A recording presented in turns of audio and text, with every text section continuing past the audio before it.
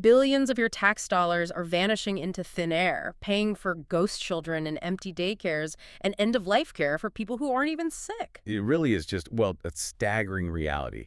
We are looking at a system bleeding money so fast and honestly so quietly that most taxpayers have absolutely no idea they're footing the bill for this. Right, they have no idea. And we have to start this deep dive with some major breaking news from just this week because it really sets the stage. Or the Rob Bonta announcement. Exactly. California Attorney General Rob Bonta just busted a massive $267 million medical hospice fraud ring. It is huge. They filed felony charges against 21 people. And the way they pulled this off is just terrifyingly calculated. Like, Yeah. they didn't just fake a few forms. No, not at all.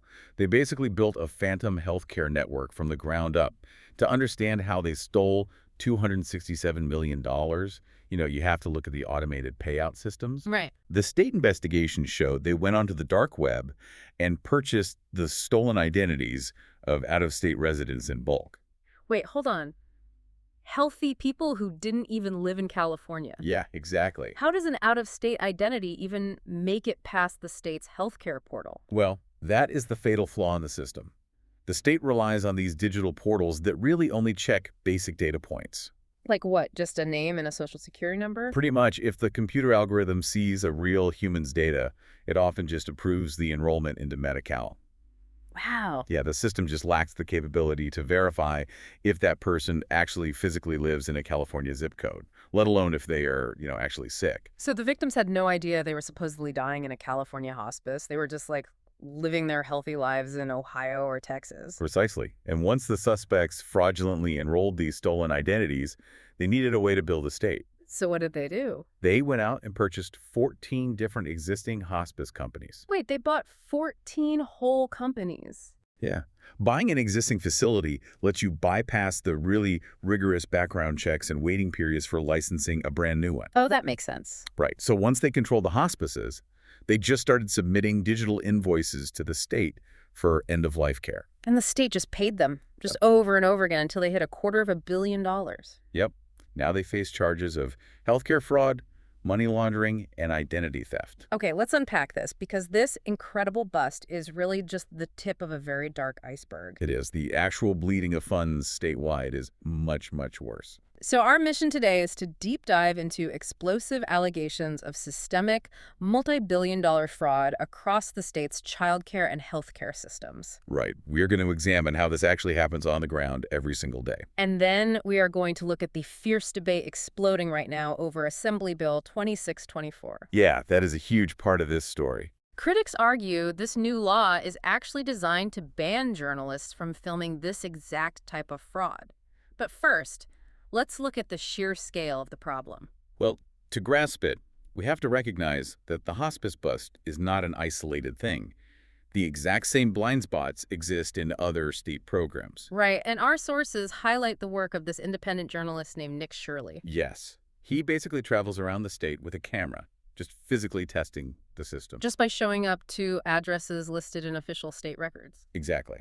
And he claims to have uncovered over $170 million in combined fraud just by doing that. He focuses a lot on what he calls the ghost kids daycare scam. Let's talk about how this works. Okay, so California uses a program called CalWORKs to provide subsidized childcare for low-income families. The state pays daycares based on how many kids they enroll. Right. But again, it all comes down to how the state actually verifies that information. Which is shockingly outdated, right? Completely. They rely almost entirely on paper rosters and enrollment forms. A provider submits a form claiming, say, 40 low-income kids. And the state just processes the paperwork and issues the checks. Yeah, with basically zero cross-referencing. They don't check local school attendance or pediatric records. They just pay based on the paperwork. It sounds like a vending machine with a broken sensor. You punch in a code, and it just keeps spitting out snacks without ever checking if you dropped a coin in the slot. That is a perfect analogy. Yeah. So Shirley visits these daycares to see if the taxpayer money matches reality. And what does he find?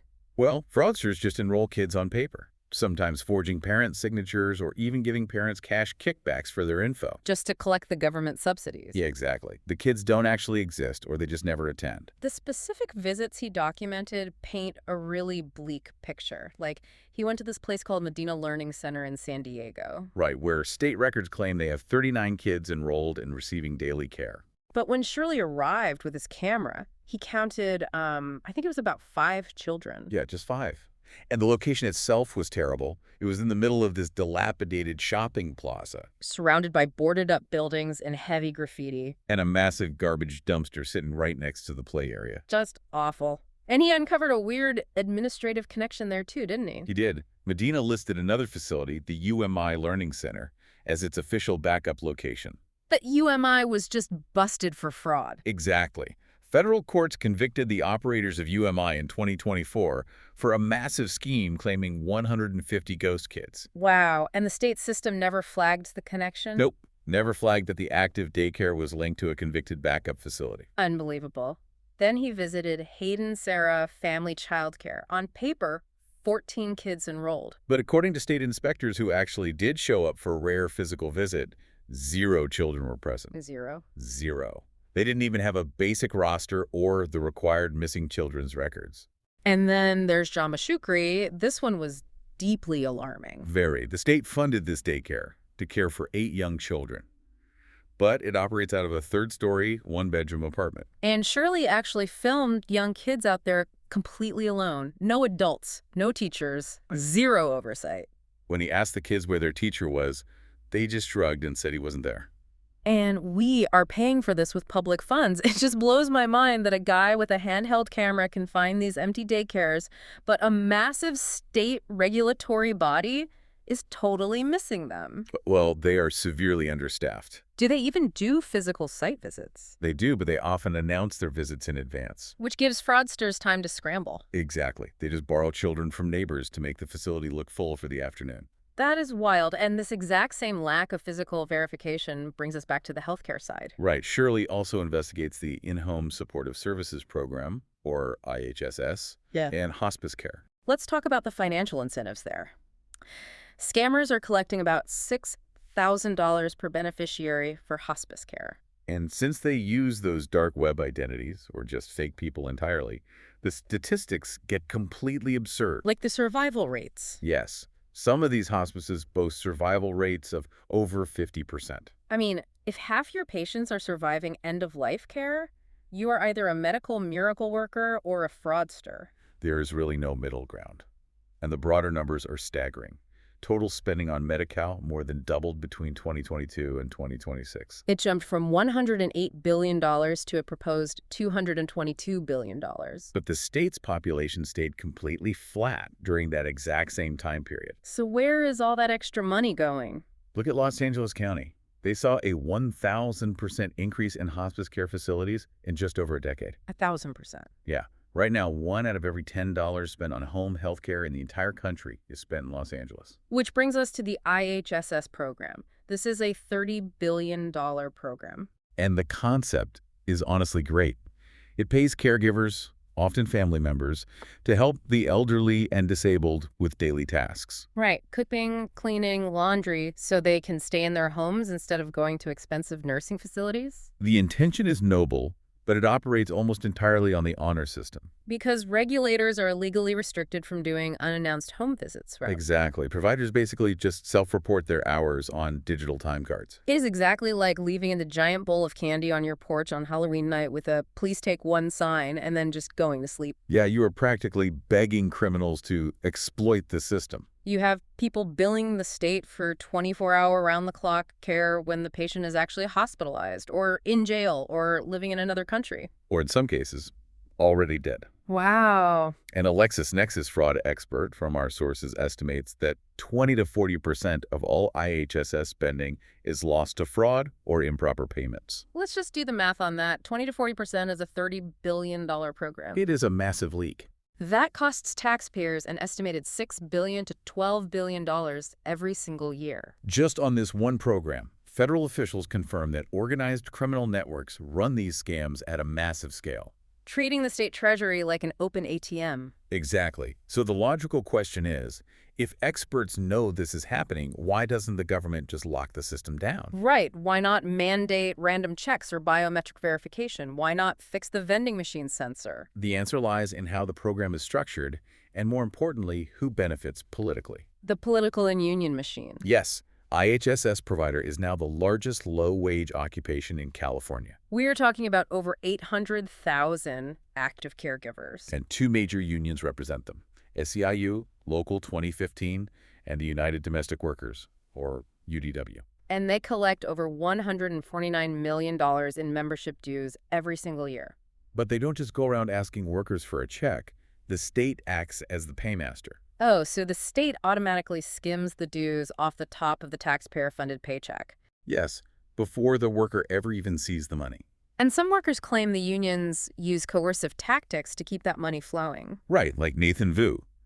He is a caregiver who attended a mandatory UDW orientation and explicitly refused to join. He literally said no to their faces. But the state kept deducting union dues from his paycheck anyway, for an entire year. And they just ignored him when he demanded proof he authorized it. Then you have Chakwan May. She filed a legal claim stating SEIU organizers locked the doors at an orientation session. Wait, they locked them in the room? She alleges they told new workers no one could leave until everyone signed a membership card. That is intense. She signed under duress, tried to opt out the next day, and they just ignored her request and kept taking dues for months. And these unions pump millions of dollars back into politics. SEIU contributed $4 million to support Governor Gavin Newsom and Democratic redistricting. It creates a closed loop. They fund campaigns, and the politicians expand funding. Newsom recently proposed increasing IHSS funding by another $1.1 billion. As the budget grows, the union grows, and the dues grow. Exactly. And oversight within that loop is severely compromised. Just look at the Riverside County audit. Yeah, that audit found that over 60% of the county staff responsible for overseeing the IHSS program were actually registered as IHSS providers themselves. Drawing a second taxpayer-funded check. Wait. If the people overseeing the program are also the ones getting paid by it, isn't that exactly like letting the players act as the referees? Yes. How can a county worker impartially investigate fraud when they're collecting the exact same check? Because it totally destroys accountability. State regulations actually block investigators from making unannounced visits unless someone files a very specific complaint. And even then, it moves so slowly. In one 12-month period, investigators reviewed almost 7,000 fraud complaints across 28 counties. And how many did they prosecute? 39. 39 prosecutions out of 7,000 complaints. It is statistically insignificant. The system really seems built to look the other way. And this brings us to Assembly Bill 2624. Because just as journalists start exposing this online, the legislature decides to act. But not to stop the fraud. They introduce a highly controversial privacy bill. Introduced by Mia Bonta, who was the wife of Attorney General Rob Bonta, the very same guy who announced the Biggs fraud bust. The optics there are definitely drawing intense scrutiny. So what does AB 2624 actually do? Well, it allows immigration support workers to hide their home addresses, but it also makes it illegal to post their personal info or images online with the intent to incite harm. The penalties are severe. Forced removal of content, fines up to $10,000, even prison time. Now, supporters argue this is urgently needed. Immigrant aid workers face rising doxing and real death threats. Right. In this polarized climate, they become targets just for doing their jobs. Supporters firmly believe they deserve the same protections as reproductive health workers. They say it only punishes malicious intent, not regular journalism. But critics see a much darker motive. GOP Assemblymember Carl DeMaio literally called it the Stop Nick Shirley Act. Because Shirley's videos often feature immigrant-run organizations, which would be protected by this bill. And the big concern centers on that word, intent. Right. Who exactly decides the intent of a video? Exactly. Critics warn an NGO could just claim a video of their empty daycare threatens their workers and use a $10,000 fine to force a journalist to delete it. It could criminalize watchdog journalism under the guise of worker safety. Here's where it gets really interesting. Critics point out a glaring hypocrisy. California strictly limits privacy protections for federal ICE agents. Right. The state legally forces ICE agents to show their faces and IDs. Exactly. They leave federal agents totally exposed, arguing transparency is required. but they want extreme privacy shields for NGOs getting billions in tax dollars. How do you balance the public's right to see where their money goes against the physical safety of the workers? It's a massive dilemma. The state is trapped. Vulnerable workers face real, unacceptable harassment. Nobody should get death threats for handing out a daycare subsidy. Absolutely. Yeah. But at the same time, criminals are actively exploiting the state budget, draining vital services. AB 2624 is right at the collision point of these two crises. If it passes, the courts will eventually have to decide if a camera pointed at a publicly funded building is an illegal threat or necessary public transparency. So what does this all mean for you, the taxpayer? It means the system you fund is broken, lacking basic safeguards like physical verification. And the tools used to expose those broken systems are currently under legislative attack, which leaves us with this final, provocative thought. Yeah. If a new law makes it a crime to film a publicly funded building based entirely on the intent of the person holding the camera, who ultimately gets the power to decide what that intent was? Is it a judge? But a judge in a courtroom, Yeah. the general public, or the very organizations desperately trying to hide their empty daycares from the world. Think about that next time you see a viral video exposing corruption. Thank you for joining us on this deep dive. Keep questioning the world around you.